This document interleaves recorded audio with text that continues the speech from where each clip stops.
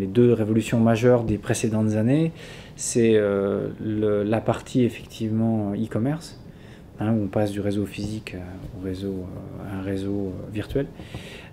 Donc ça, c'est une vraie révolution. Et, enfin, du moins en termes de système d'information, et pas que, mais je dirais sur le système d'information, c'est un impact énorme. Et le deuxième impact, c'est le passage du mode anonyme au mode identifié des clients, avec effectivement toutes les données qu'on peut récupérer pour analyser le client. Ça, c'est la deuxième révolution. Et en termes de système d'information, si on se représente juste si on représente le système comme un modèle de données, vous aviez un modèle de données où il n'y a qu'un seul réseau de distribution et pas de clients, et vous vous retrouvez aujourd'hui avec plusieurs réseaux de distribution et la notion de client. Et donc ça change un peu un certain nombre de choses par rapport au système d'information, ouais, très clairement. Non, le Big Bang, ce sont des choses qui sont un peu compliquées ici, parce que bon, comme on disait tout à l'heure, chaque jour qui passe, chaque heure qui passe, la Française des Jeux doit être ouverte et opérationnelle. Vous savez, quand nous on s'arrête, ça fait la une des journaux. Donc, et pourtant, c'est moins grave que quand Air France ou quand La Poste, etc. s'arrête. Mais nous, ça fait aussi la une des journaux, et nos clients sont vraiment, viennent jouer avec nous parce que on leur offre aussi, on leur offre la sécurité, on leur offre des choses, la certitude, je dirais, que quand ils jouent avec nous, ils jouent avec quelque chose de fiable, donc on ne peut pas être en panne sans arrêt. Donc je dirais, voilà, donc à partir du moment où la tolérance, il n'y a pas de tolérance sur les pannes, je dirais que la solution de Big Bang, ça paraît pas être la solution la plus aisée en termes de gestion des risques. D'autant plus que là, ce que je vous ai décrit sur les modèles de données, on est quand même sur une transformation majeure. Hein, parce que c'est, encore une fois, si on raisonne juste en modèle de données, il faut vraiment passer du modèle 1.1 au modèle 1N, NN, donc on est sur une transformation assez majeure. Et donc on est sur une approche de migration lente avec des essais, on fait des essais, sachant aussi qu'on n'a pas... le business du e-commerce dans la loterie, c'est pas un métier qui existe. Enfin, c'est pas comme si vous vouliez, si demain vous vous mettez à vendre des livres sur Internet, vous pouvez aller pomper le business d'Amazon, et à la limite, il y a des chances que, alors, avec un peu de supply chain quand même, il y a des chances que vous arriviez à retrouver le modèle d'Amazon. Dans le cas des loteries, le modèle n'existe pas. Il y a quelques loteries dans le monde qui en ont fait, mais à chaque fois, ce sont des contextes économiques différents, géographiques différents. Par exemple, il y a les loteries nordiques qui font pas mal d'internet, mais les gens ne sortent pas de chez eux pendant l'hiver. Voilà, donc ils n'ont pas la même offre. Les loteries anglaises ont pas mal en proportion sur internet, mais ils ont une déréglementation dans leur réseau qui leur permet de fermer assez facilement des points de vente, ce que nous on se refuse à faire. Quand les clients viennent dans un point de vente, généralement ils viennent pas pour jouer, ils viennent pour autre chose. Acheter le journal, etc. Et ils jouent. Dans le cadre du e-commerce, il faudrait qu'on arrive à trouver éventuellement des sites coucou, c'est-à-dire dans lesquels les personnes viennent pour quelque chose et il se trouve qu'ils vont faire une prise de jeu. Bon, ça, on ne l'a pas encore trouvé. Il y a aussi toute l'animation commerciale que le détaillant fait quand il est en face de son client. Nous, il va falloir qu'on retrouve une manière de le faire avec le e-commerce. Ça, c'est pas encore trouvé non plus, quoi. Voilà, donc tout ça, c'est toute l'alchimie métier qui n'est pas encore, maturée. Et bien sûr, avec des défis technologiques qui sont intéressants aussi, puisque ce que je vous disais tout à l'heure, c'est-à-dire que si vous imaginez, vous avez un jackpot de 100 millions d'euros ce soir, les équipes marketing envoient une pub en disant un quart d'heure avant la clôture, il y a 100 millions d'euros de jackpot ce soir, vous avez 10 000 connexions dans les 15 secondes qui vont suivre. Là, sur le site central, ça a un certain effet. Il faut que l'acte soit très simple, et donc nous, on a un certain nombre de contraintes réglementaires qui font que, voilà, ça peut pas, nous, il faut qu'on vérifie que le client a plus de 18 ans, etc. etc. Donc, je dirais, l'acte lui-même, il peut pas être... il faut qu'on le simplifie, mais il y a quand même un certain acte. Et effectivement, l'animation du client, CRM, c'est des choses qui restent quand même à déterminer, quand même. Enfin, qui sont pas... On n'a sincèrement pas trouvé encore l'alchimie, et on y travaille dur. Parce que ça fait partie clairement de notre stratégie. Enfin, je veux dire, on n'imaginerait pas, dans 10 ans, la Française des Jeux avec une proportion digitale qui soit petite, quoi. Je veux dire, ça fait pas de sens, quoi. Je veux dire, les clients enfin, ne nous suivraient pas.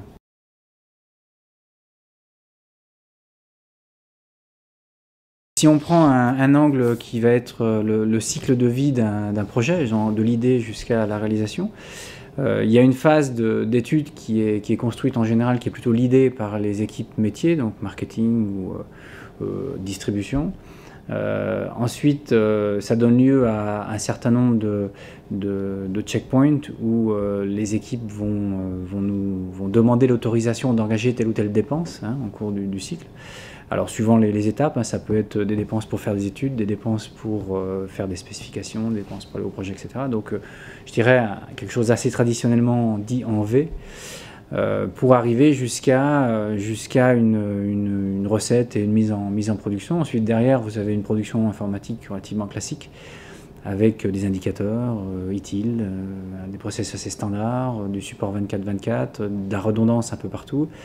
On a un triplex, c'est-à-dire que c'est quelque chose qui est relativement rare, c'est-à-dire que les systèmes sont redondés donc 3 fois en actif-actif, donc en temps réel sur 3 sites. Et donc, quand un client joue dans un point de vente, sa transaction est enregistrée dans les 200 millisecondes 3 fois de suite sur 3 sites différents. Et quand la transaction se referme, c'est-à-dire quand on imprime le reçu sur le terminal, c'est à ces moments-là qu'on considère que l'intégrité est complète, et c'est après être passé sur les 3 sites pour vérifier l'intégrité complète. Donc c'est quelque chose d'assez lourd en termes de redondance, assez puissant, assez élevé. Ça dépend des jours. Il y a des jours où ça pourrait coûter très cher.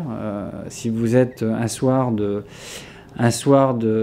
jackpot assez important sur un jeu par exemple comme l'Euro-Million ou un vendredi 13, on arrive à 1300 prises de jeu par seconde sur le site central, et c'est limité par les gens qui font la queue dans le point de vente à ce moment-là.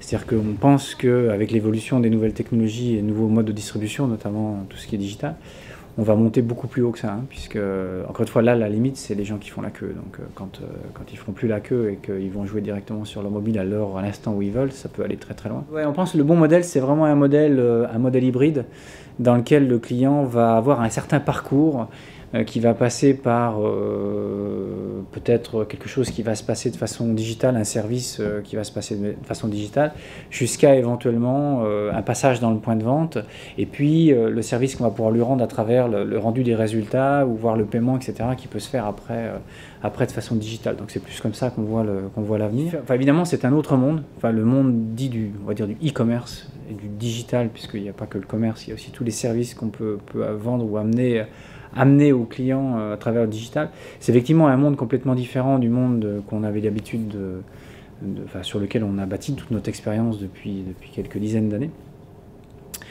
Alors déjà dans la fabrication des solutions pour le client, tout à l'heure je vous décrivais un cycle en V, là on est parti sur des approches un peu différentes, plus itératives, dites agiles ou Scrum. Et donc ça, c'est dans la construction de la solution. On a aussi des approches de gestion de risque qui sont un peu différentes, où autant sur le point de vente, effectivement, on est sur une technologie qu'on maîtrise complètement.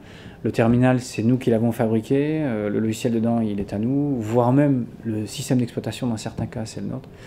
Donc on est sur des approches où on est quand même au plus bas de ce qu'on peut avoir en termes de maîtrise. Enfin, au plus haut de la maîtrise et au plus bas des couches. Dans le cadre du digital et du e-commerce, on est quand même sur une approche où c'est plus difficile, puisque le client, par définition, enfin le post-client, c'est pas nous. Donc on a des approches d'audit, de traces, etc., un petit peu partout dans le système d'information, pour en permanence être le plus proche possible de ce qui va se passer sur le poste du client. Et constater l'intégrité. Ce que je décrivais tout à l'heure en disant qu'une transaction dans un point de vente, pour nous, elle se termine quand le reçu est découpé. Hein, on pilote l'imprimante qui découpe le reçu, et donc la fin de la transaction, c'est la découpe du reçu. Bon, dans le cadre du poste client en e-commerce, c'est un peu différent, puisque là, on a un peu l'approche de type Fire and Forget, un truc qui part et voilà. Mais on a tout un système de, bon, sans rentrer dans le détail, de timing, de time-out qui fait qu'on vérifie que, enfin, les systèmes se rappellent en permanence pour s'assurer que chacun a fait sa part de la transaction, pour s'assurer qu'on arrive à piloter le maximum d'intégrité. Mais on a dû modifier aussi certaines règles juridiques.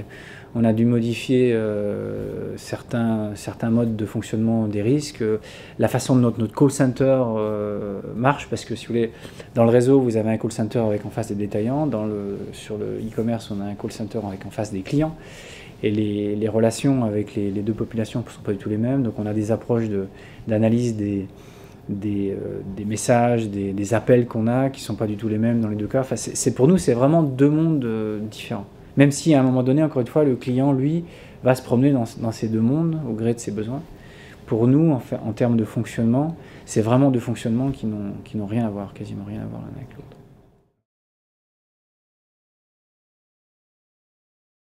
Il y a deux parties dans ce qu'on appelle international. Il y a, on va dire, le B2C, c'est-à-dire je suis un opérateur de loterie dans un autre pays.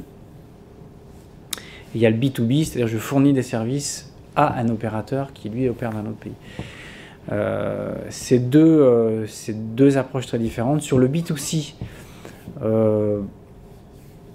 on a plus une stratégie un peu opportunistique, c'est-à-dire que bon, quand des loteries sont en vente, on regarde. Alors après, c'est assez compliqué parce que c'est quand même très réglementé. Par contre, en B2B, c'est clairement une stratégie qui remonte au cœur de l'entreprise parce que nous, on considère que, ça nous fait quand même... Ça nous permet de réduire nos structures de coûts, notamment en mutualisant un certain nombre de services qu'on fabrique pour nous ou qu'on fabrique pour d'autres loteries.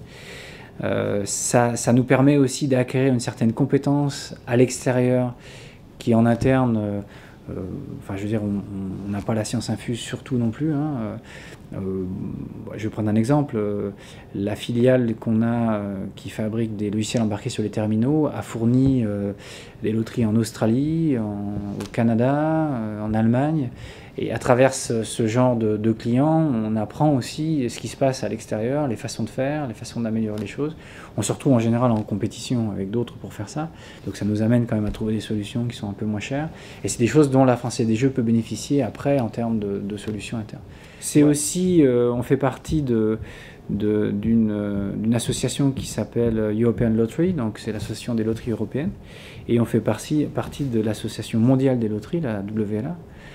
La World Lottery Association, et à travers ces deux systèmes, on partage avec d'autres loteries ce qu'eux font, ce que nous on fait, et ça nous arrive d'importer des solutions, des produits que ces loteries ont fabriqués pour la Française des Jeux.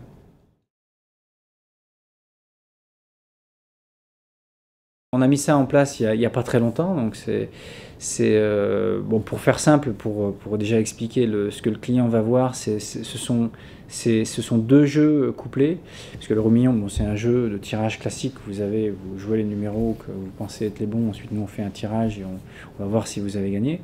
On le faisait déjà multiplayer, donc ça c'était quand même une révolution, mais une révolution qui date de 2004, où là on partageait, chaque pays fait les prises de jeu de son côté, on met en commun, et c'est nous qui opérons pour le compte justement des autres pays, dans ce que je disais tout à l'heure, la version internationale.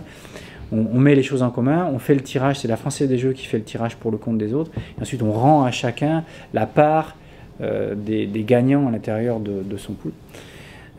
Donc ça c'était l'Euromillions classique, et on y a ajouté uniquement pour la France un jeu couplé qui pour 50 centimes d'euros de mise supplémentaire va prendre un gagnant parmi les Français qui ont joué.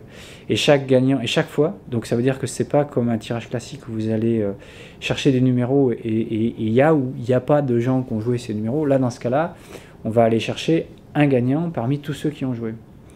Et un gagnant à 1 million d'euros parmi tous ceux qui ont joué, à chaque tirage, donc 2 fois par semaine. Il y a plusieurs niveaux d'impact. Il y a des impacts, bien sûr, sur le système central. C'est en général des projets qui durent entre 12 et 18 mois, ce genre de projet. On en fait à peu près un par an de ce type-là. Après, il y a multiples autres projets, mais des projets lourds comme ça qui impactent, parce que le chiffre d'affaires de l'Euromillions, c'est quand même 1,8 milliard donc, par an, donc c'est des choses qu'il ne faut pas louper. Donc c'est des projets qui durent entre 12 et 18 mois. Il y a des parties sur le site central où bien sûr le système d'information qui va enregistrer les prises de jeu ne fonctionne pas comme il fonctionnait avant, donc il faut le changer, il faut changer des choses. Ça impacte les back-office parce que la comptabilisation du jeu va changer aussi. Ça va impacter les fronts, c'est-à-dire toute la partie site internet, les applications mobiles, tablettes vont être changées. La partie terminale de prise de jeu en point de vente va être changée.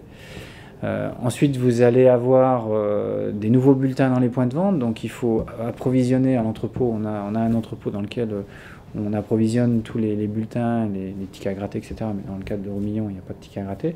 Donc les bulletins qui vont être ensuite distribués dans les points de vente, on va retirer les anciens bulletins. On va former le réseau de distribution à vendre ce nouveau produit. Et ensuite, on va faire aussi tout ce qui est campagne marketing, publicitaire, etc., pour ce genre de produit, pour arriver le jour J au lancement du produit, comme on l'a fait il y a quelques temps. Ça dépend de quel type d'innovation. Il y a des innovations, je dirais, incrémentales. Ce genre de jeu, si vous voulez, c'est de l'incrémental, c'est-à-dire qu'il s'agit de rajouter une tombola sur un tirage, hein, ni plus ni moins. Les systèmes qu'on a, moyennant paramétrage et test, vont faire le job. Après, vous avez des jeux qui sont un peu plus rupturistes. On a des sujets à l'étude de jeux qui sont un petit peu plus compliqués, qui vont marier le réseau physique et l'aspect digital, le ticket à gratter et des morceaux sur Internet. Enfin, ce genre de combinaison ou de combinatoire, ce sont des jeux qui sont un petit peu plus compliqués, qui vont faire que le client va avoir une expérience et un parcours qui va durer un petit peu plus longtemps. Là, je dirais, on a des sortes de laboratoires où on va tester les jeux, soit avec des clients, soit avec des panels de clients. On discute avec nos détaillants aussi. Quand ces laboratoires, quand on est convaincu qu'on a le bon jeu, on rentre dans des pilotes parfois, hein, sur une petite quantité de points de vente ou sur Internet, sur un certain nombre de clients choisis. Et puis ensuite, ça donne lieu à des déploiements. Mais alors, après, le déploiement, si vous voulez, il peut être de petite ampleur. Quand vous allez changer une option sur un jeu, vous allez peut-être modifier juste quelques bulletins et le site internet. Si vous êtes amené récemment, on a changé un jeu qui s'appelait Rapido ou Amigo. Là, il faut changer tous les équipements dans les points de vente parce qu'on avait des écrans, il fallait agrandir les écrans. Donc là, vous allez dans 4000 points de vente, changer les écrans, changer les potences, etc. Donc, si vous voulez, ça dépend vraiment de la nature du jeu.